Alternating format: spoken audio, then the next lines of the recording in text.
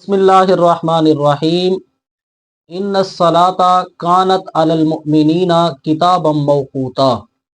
اس آیت کریمہ دے اندر اللہ کریم نے نماز دے بارے حکم ارشاد فرمائے۔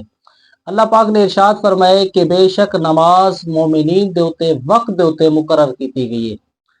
نماز دا بہت بڑا مقام ہے۔ اللہ کریم نے بڑی ہی اہمیت رکھی ہے نماز دے اندر۔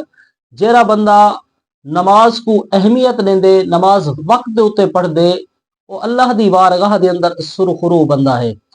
جس ٹائم اذان تھیندی ہے، مؤذن آدے حیا علی الصلاۃ، چلے آؤ نماز کی طرف، حیا علی الفلاح، چلے آؤ کامیابی کی طرف۔ پتہ چلا کہ اصل جری کامیابی ہے وہ نماز دے اندر ہے۔ اور آقا کریم علیہ الصلوۃ والسلام دا ارشاد پاک ہے الصلاۃ معراج المؤمنین۔ آقا کریم علیہ السلام نے ارشاد فرمائے کہ نماز مومنین واسطے معراج ہے۔ ایویں نبی پاک علیہ السلام دا فرمان ہے الصلاۃ عماد الدین۔ سرکار نے فرمائے کہ نماز دین دا ستون ہے۔ اور اللہ کریم نے ایک مقام دے تے ارشاد فرمائے ان الصلاۃ تنہا عن الفحشاء والمنکر۔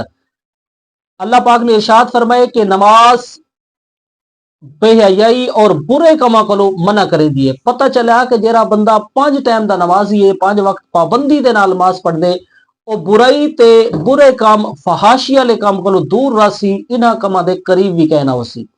اللہ کریم نے ساکو دنیا دی زندگی دے نال مالا مال فرمائے، ایک نعمت دیتی سی۔